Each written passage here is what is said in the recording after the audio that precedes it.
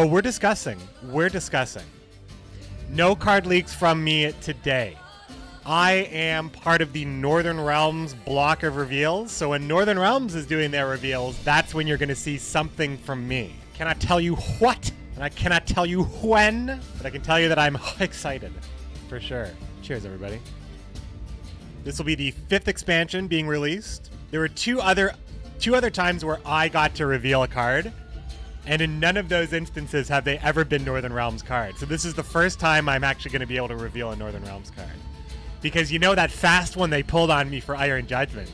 They gave me a Northern Realms card to present, and it was Ramon. It was Ramon Turcanel for Nilfgaard. So I presented it like it was a Northern Realms card. We had a little debate about the artwork. I got a correction. And then I'm like, oh. Oh. Well then. Ramon, well, this is a great Nilfgaard card, but these, as you can see by this graphic right here, Gwent reveals always have an air of mystery about them because you're never sure if that's what it's supposed to say. I think that's a great way to get this video started with the old Ramon story. So welcome everybody. Let's talk about all the new cards that have been revealed since the last reveal video that I recorded for you. Master Mirror is the expansion, and here we go. All right, so Fortune Teller.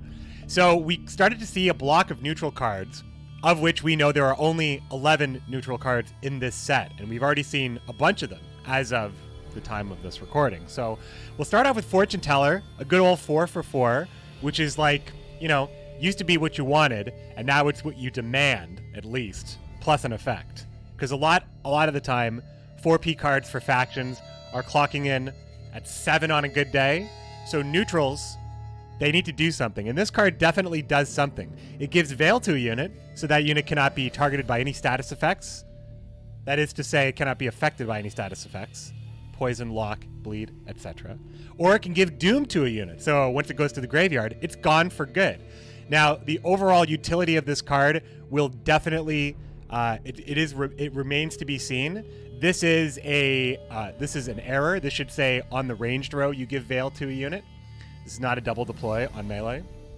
So you do have a mode to choose from, which is how I wanted every single card.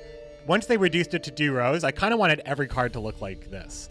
They do something on melee, they do something on ranged. Every card that cares about that is playing into kind of like the spirit of Gwent and rows mattering and stuff like that.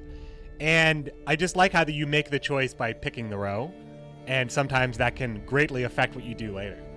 So anyway, I think this card, because it looks like it's tech, especially with the card that we saw today, tech, or it actually could matter, it's priced well. I think that we can say that if this card is relevant at all, it couldn't be priced any better, so if you need to fit it in, you got it. So the only thing she'll block is Portal, and you can't play her in these Devotion decks that are going to be coming out where you need to have no neutrals for the effect to go off.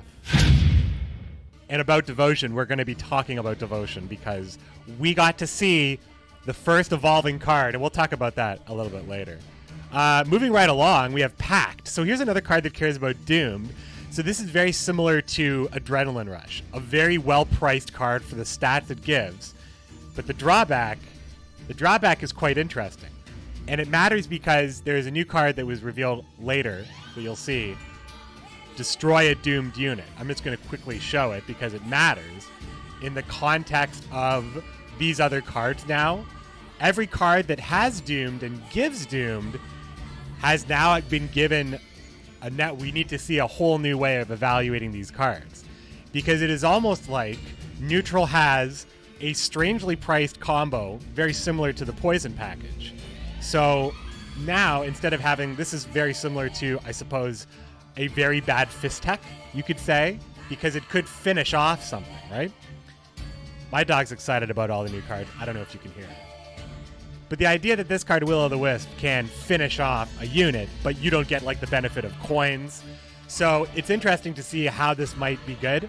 But as a neutral bronze card, Will-O-the-Wisp, I think we'll see play in a deck that would care about it and would run things, like Fortune Teller and Pact, perhaps as an offensive package, like you're going to lose this unit anyway. So It's interesting. I don't know if it's going to have the same level of support that Poison has, but there's already cards in the game where this will care about it. Giving a unit doomed, there's no negative. It's not like boost unit by 6 and give it poison. Doom it over and over again. If you need to win that round with points and you don't care about that card going to the graveyard, you don't care about using this card. However, Will-o'-the-Wisp makes you care a little bit. And you can't use this on something like Greatsword to protect it, right? Because you probably want to bring it back. So Skellige's looking a little iffy. We also saw the Squirrel as well, which is Graveyard Hate. So this little neutral package here, and this pact, by the way, wrong border. This is a bronze card, probably a rare bronze. So you can run 2 of these, and Triss can create it. I think the Doomed as a status is just a little bit more relevant, and it looks like they took all the opportunities here to like interact with it. I'm actually expecting there to be perhaps a card that boosts doomed units, although I don't know. That might be really strong considering how most tokens for Swarm are already doomed. So I don't know if we'll see something like that or if that even matters, but it's almost like we've seen almost every other interaction with doomed cards. That's pretty awesome. And the last card we saw from the other day was All God. This card, reminiscent from old Northern Realms Dandelion's effect of boosting cards in your deck. Obviously, we are in a down-tuned points world where this card is now a 4-strength card. Yeah, it takes you 11 provisions to put it in, which is, I mean, Dandelion was a premium gold card as well. Or should I say a gold card, and any gold card took a spot. You had 4 gold cards you could put in. So choosing to put Dandelion in was very similar to choosing an 11, 12, 13-point card. So I think keeping it legendary was not wrong. It brings back a little bit brings back some old feelings because I made a video way back in the day that showed that Dandelion actually helps you cheat because it unintendedly showed you your deck in order. There are other cards in the game that did this, but the fact that Dandelion was doing it at that moment was a scoop for most people. And that video did pretty well. So shout outs to Dandelion of old, and I'm going to be playing this card probably because you can boost Roach, you can boost things that will jump out of your deck for extra points, you can boost stuff later for protection. Maybe you have engines you intend to draw later. Perhaps they help you with your scenario, so you actually can just improve your scenario overall by improving the units that proc it. Just carryover is very good, and if you're running something like Roach, one of those units being Roach, now you've played this, now this is a 9-point play with 4 carryover points that could make or break your strategy later on. That doesn't seem bad. Royal Decree and also Oniromancy. Keep it up. Keep it up.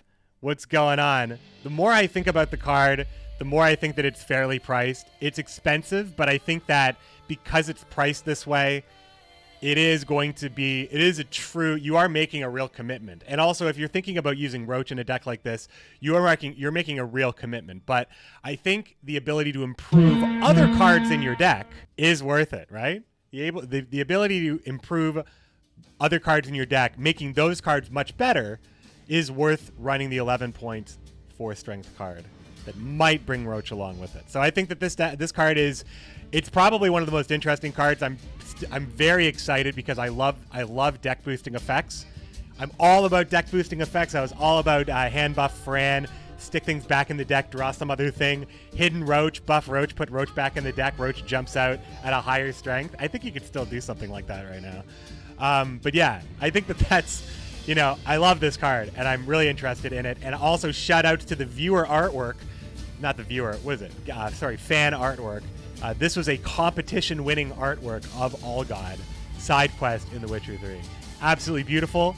Premium is going to look pretty awesome too, I'm very sure. So, Offering. Now, this is a card, isn't it? This is a card that really, okay, let's not get crazy. Well, no, let's get a little crazy. This is Bronze Neutral Resurrection. Necromancy is the only neutral resurrection and is gold, and most of the resurrection effects in the game have been gold effects.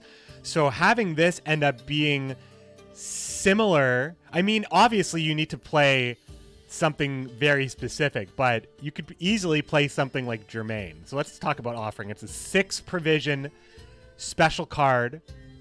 It is neutral. It appears to have no tag. It's a very sad artwork. But when you consider it's an offering, right? So it's like it's supposed to be sinister, unfortunately. So damage a unit by 1. A unit, yours or an opponent unit, death blow, play a bronze unit from your graveyard and give it doomed. Now with the Freya change, this is very fine, right? It has a stipulation that is really not that hard to achieve. If you're playing Germain in your like just by yourself, you can do an offering on your own unit. It's pretty fine. Otherwise, you would just have to have enough pings to trigger it. I think also this is a card that Triss can play, which means that almost every faction, realistically, can play with graveyard strategy. Now, Necromancy's been in the game. This is a bit more affordable and a bit more playable. You get 2, and you get more if you can copy it. So that will change a lot. And considering that this is a doomed expansion, you might say, it is going to be harder to find stuff in your graveyard to play because sometimes things just might end up doomed by a happenstance. As well as the fact that if Offering is in the game and any faction is interested in running graveyard effects, you might just doom a unit because this is like very meta, because it's a very playable card. I could be missing... I'm not someone who uses words like OP or trash usually, especially when I'm taking the first glance at a card. So I don't know if anybody's saying either of those things. I definitely think that this is playable. I definitely see a lot of situations where you're fine seeing this in like a create situation. Like let's say you're playing Triss and your opponent is running this card and you see it and you can play it. That's really good for you usually. Like bronze units, we all run them. We all love them. There's usually something in there that really matters for us. If we are, especially if we're playing a deck that thins or plays duplicates, like something like Immortal Cavalry for Northern Realms is just the first thing I'm thinking of. And I believe that the copy that the Immortal Cavalry would create would not be doomed. So it won't matter if it's doomed, except for the fact that it would get destroyed. But you just destroy half of it. So I'm thinking like, obviously I'm Northern Realms minded. But if I could proc this on Immortal Cav or like Caravan Vanguard, that seems really good. Seems really good. It seems like you would just, anytime I could get a card, if I could, the more reliable Vanguard or Immortal Cavalry needs to be or can become, makes this card very legit. Think if Northern Realms had something like Raiding Fleet for one of their cards. I think that this card, the more I look at it, the more I'm sure that I will be playing this card. Very, very cool card. Offering. Will-o'-the-Wisp, I'm just going to talk about quickly because we already kind of talked about, but yeah, this is another card that cares about Doomed Offering, so Will-o'-the-Wisp also would care about it. By making a unit Doomed, you are putting yourself at risk because this seems like it could just be as easy of a tech as a Northern Wind, and the more likely you are going to see cards like this, the more likely you're going to see counters like this. That's why I'm all about Immortal Cav and Caravan Vanguard. Because, you know, trading this for half of a card is, you know, whatever. But there's also a lot of Doomed units that were added as well, because here we have the Ethereal, the Doomed card, the Doomed tag being represented on the artwork. I like that. It just means that I need to read less, but also represents what the card is a little bit more.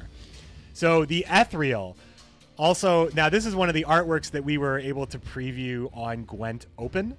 And this is the monstrous kind of twisted, mutated clone of Olgierd that haunts Iris's nightmares.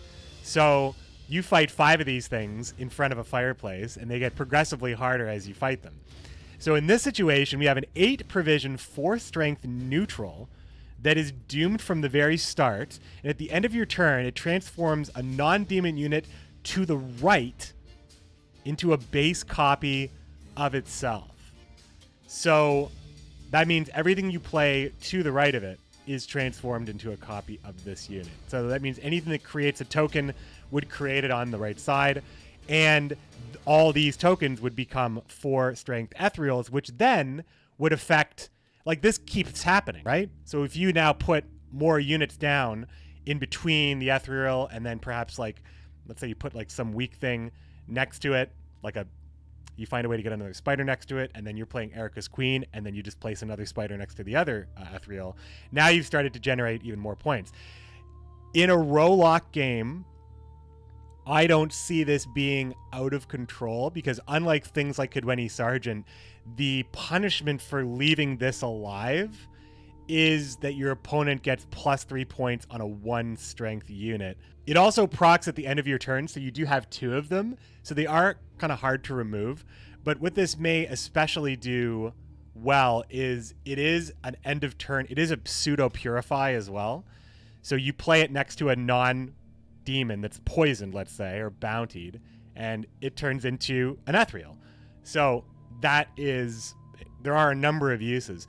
So for what it does, let's say you're playing it on a drone, you play it for 7, you're playing it for 4, and then they transform the 1 into a 4, and now you have 2 pseudo engines that are hard to manipulate at the same time because of the way you can't really place tokens and create effects, like they always go to the right side, end of row. So I think that this one remains to be seen. I think that the effect is cool, and I think that it's priced safely. You don't want to make this too good because, you know, you can create copies of this like Caranthir, and perhaps this is something that has an interaction that I'm not thinking of off the top of my head, but the way it's priced makes me think that while it's cool and there is application, it's probably one of the weaker cards we've seen. But I think that the potential is there for some late game stuff if you could just generate a lot of weak cards that have like strong on deploy effects. Like you play this after playing Philippa, you've just got extra value. So thinking about it like that, I mean, it's hard to plan around it. I feel like you'd have to have a whole deck that kind of supports having weaker units on the board.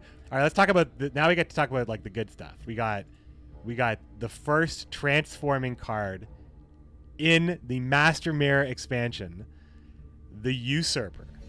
This one, I believe you remember solely as the Usurper. Introducing the Usurper, an evolving card that gains strength at the start of each round. Okay, the he's an card aristocrat. depicts the Usurper's rise from lowly soldier through general, in order finally to become the Emperor of Nilfgaard. The Usurper excels at deploying spies behind enemy lines, and in final form can turn the most stalwart ally into a duplicitous foe. Seditious Aristocrats is one of the many new cards built to synergize with Usurper and flesh out the Nilfgaardian spy archetype. Okay, so it's pretty dope that we got a trailer. It's got the Nilfgaard symbol. It's all very deliberate. It's all very cool. We get to see all the premiums for the cards, depicting the journey of the Usurper, where Gaunter is just saying like, "Hey, Fergus says you have a stupid beard. How dare he?" This works because Fergus doesn't have a beard. All right, so that's what he says, confirmed by CDPR. That's the Gaunter lore. You don't insult a man's beard. You just don't do it, even if he shaves. YouTube comments, I see you. Twitch chat, I see you. Just don't do it. All right. Usurper starts off as an officer. Spawn an operative on the opposite row. And we saw in the trailer, they are 3 strength spies, not what I originally thought. So the 3 strength spies will be immediately brought over onto your side of the board. So if you are to do this on round 1, you get 1 operative. It's a 9-point play. This is an 11 provision card, and it is a 6 strength, as you can see, but 11 provisions. So the power difference between the 3 evolutions is fair. It doesn't seem like a ton, especially the devotion, but I don't want a card that I just wouldn't want to play ever in round 1. I think I would, if I need to play it, I want to be able to play it. So the fact that this card is by no means bad in round 1, considering what you get out of it later, I think that that's fine. It's playable, but really what you get, no matter what you're playing in Nilfgaard, if you were playing this, you would get it to evolve into the general, see? No beard. He's like, "Hey, dumb beard, where are we going?" You'll see soon enough. So this is where the card is definitely good enough to see play in general. Now you get 12 points because you get an operative in each row and it comes on over. And if you play it twice, as you saw with the tactical decision, also, the old guard knows that Emir's ability being used on Usurper, the weird backwards flavor of it all. So I think that this is interesting now because this is just a lot of points. It does create 2 agents, and that matters. It creates 2 spying units, and that matters. And it is, I'm glad it matters. I'm glad it matters. And it makes it, to make matters even better, we have Usurper Emperor. Now, the spies really matter because all agents boost the Usurper, and he has Veil as well. So the extra points are significant enough to want to play it later, but you could play it earlier. And if you're not playing Devotion, you don't get this final advanced Emperor. So he's an aristocrat. That's important because on the card reveals, I don't think I saw this anywhere. I feel like this is the first place I saw it. An operative in each row, and of course, every agent afterwards, you get to boost self. And then finally, the seditious aristocrats we got to see as well. This is Old Emperor Brigade. Boosts it has a boost after it is a retroactive boosting or an onboard boosting. Never a bad time to play the aristocrats. Usually can be played in a way that it is protected because you play it at a high enough base due to the spying units on the board. So Old Emperor Enforcers, and I believe the old style Nausicaa Brigade is the Angry Mob, which is the conspiracy. Boosts out by 2, so you damage an enemy unit by 2, and if you damage a spy, you boost yourself. So we have the old Imperial Brigade coming back, and we have the old Emperor, the Nausicaa Brigade coming back. So that's really interesting in general. Old spy stuff. Who knows what we'll see? Will we see something like Emissary? That would be wild. Maybe Veteran's going to be done pretty well too. So I have high hopes, my friends. High hopes with these reveals. Let me know what you think in the comments. Let me know what you think in the chat of these new revealed Gwent cards. And maybe we'll play a couple of seasonal games. Let's play a couple of seasonal games. That'll be fun. Let's go. Let's do some achievement hunting today in various games. That sounds like a good idea. Comradio, what's going on? Viggy and Full-End. Some good fan art for Viggy. Will you learn from that blunder? Obscure references. Capable? Well, it just shows that the IP is still deep for mining.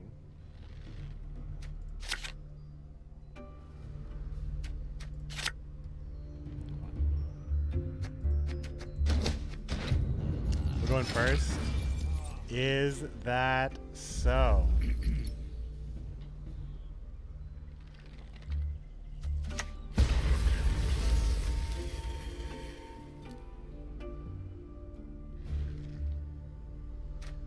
Well, this is kind of a lame one to get. So oh hey. Well, no, we're not playing that deck anymore.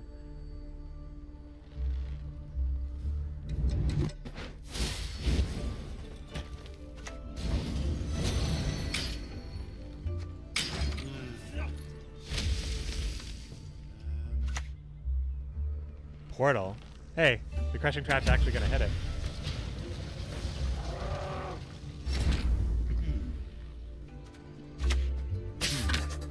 I must re-examine the manuscripts. 5 is always a way out of this, I guess. Mine the deep lore. Mine that lore.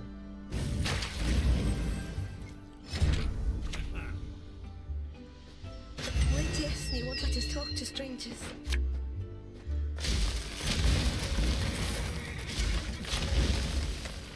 So we lose out on Zoltan's Company here. We also lose out on Adrenaline Rush because I'm dumb. Why do people call me all the time? People call me all the time from unknown numbers. Seriously. Like, it's constant. Picking up a phone is just not something I do. I just don't pick up phones anymore. We're in the age of texting. I'm not expecting anybody.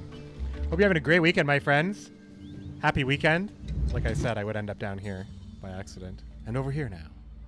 Oh, I have actually moved. I see me playing Monster Train screwed everything up. I want to make your neck in my fist. I'm going to see the coins, right? What's going on here? Bleeding Fob. Oh, making my Adrenaline Rush actually work?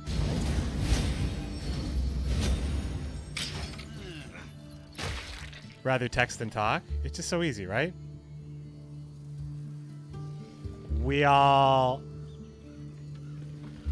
Our time is important, you know? I'm doing well. What's going on? Noipigny? Hope you're well. Yeah, you can make him hiss. Hiss, hiss. Hiss, hiss. Squirrel, I see you. Nya, nya, nya, nya, nya. Little baby. There's only a couple of clickables. Ooh, the pass. Thanks. That's pretty good for me, I think.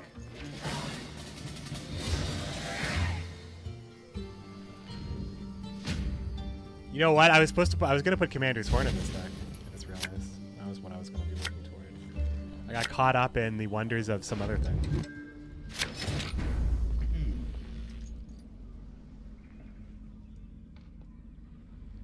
Bleeding here seems pretty fun. I think I'm gonna go for a push. I'm gonna go for a push with Avalok, Crappy Heatwave, the double Puffball. What do I think about Gaunter as Odin as a leader? Is it worth the money? I mean, really, if you don't value, like, there is what is value? It's like evaluating art. If you want it and you want to support Gwent, you get a bunch of extra kegs with it. You get to enjoy the excitement of the new expansion with a bunch of extra kegs, and you get Gaunter. It's like that's what the pre-order is to me. I don't evaluate every little piece of it. It costs what it costs. Unfortunately, it's just the way it is, and I just don't want to nitpick it. So I grabbed it all because I like support the game, and the game is good to me. So it's different for me, right? I don't really feel like it costs me the same thing because you guys are so good to me as well.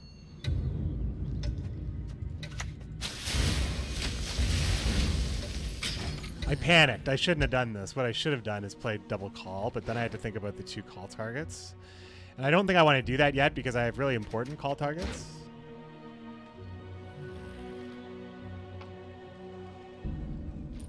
You feel like this guy is running Gord as well? Yeah, Syndicate or Skeleton. I mean, a Syndicate or scoia'tael, you should be running it, right? That card is 7 provisions. He punches above his weight normally.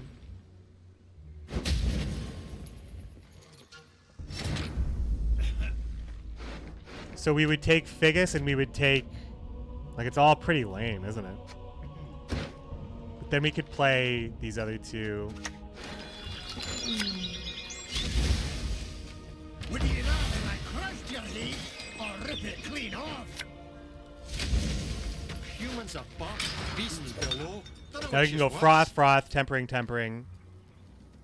Oh yeah, I did the card review. What does my thing still say? We've moved on since then, right?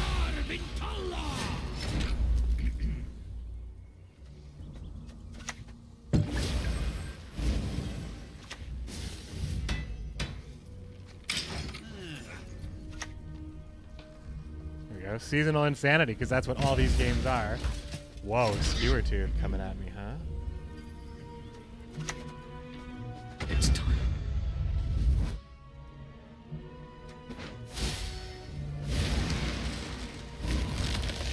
The Frost kind of, like, this is going to be down to 4, so to save it from the Frost, he'll have to, I mean, he can't pass, right?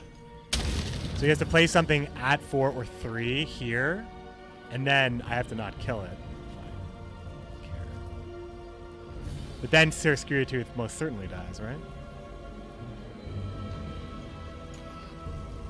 If you have the extra cash, why not? I mean, I don't play a lot of AAA games generally.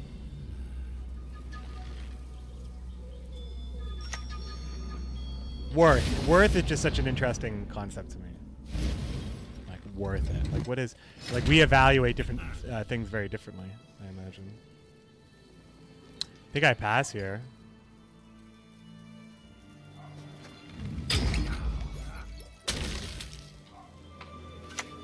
I don't have a command for this one. Tavern Brawl is useless next time, right? And then he loses another... Oh no, it already calculated.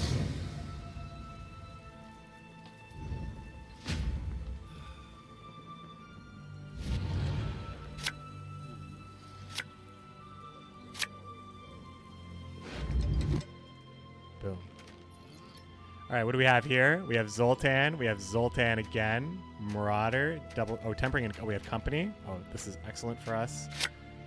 This is very good. Oh, this is all very good. Is there anything else we would want here? I guess Uma's Curse would be good, but... So if I were to sacrifice one of the Temperings to pick up one of these, or this, or another one of these, like, it's worth it for the chance, I think. Oh, no, we don't have 2 Temperings. These look the same. Nah, I think I leave this. I think I leave this here. Now, my cosmetic is correct, my opponent's is not. Well, thanks very much. Alondite Bane. Or Alondi Tibane. I don't see, for some reason. Oh no, I do see capital letters. Nick Foley, what's going on? How are you? The child's scars are pro for the cause.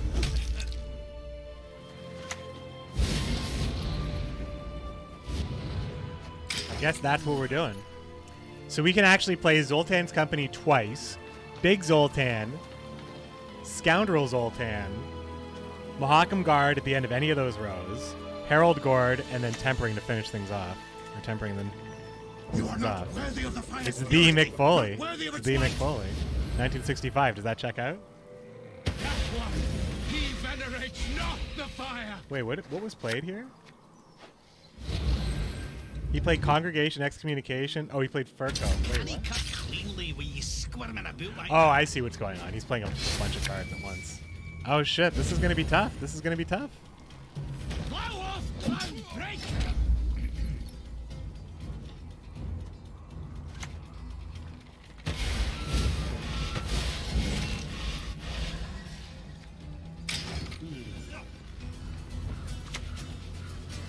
Few things more satisfying than a kill from a distance. Fair enough.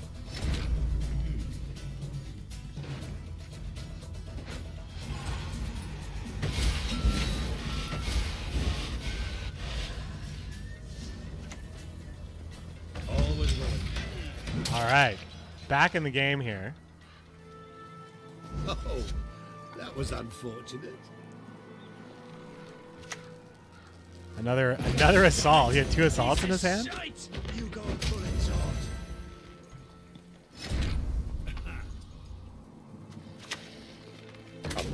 Right.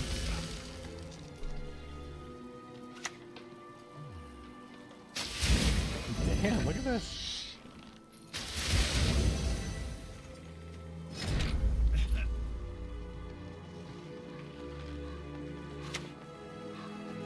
Double face!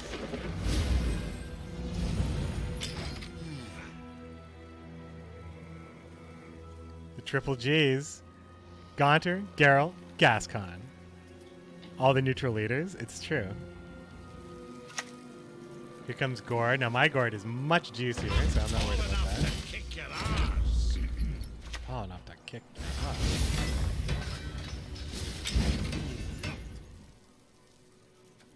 Our Gord is 27 points. We are ahead by 5 points. Ew, this is a lot of points, isn't it? Why even play Syndicate?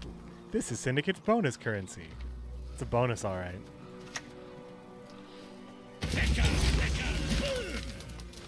Boom. Jennifer, Gabor, and Jiri.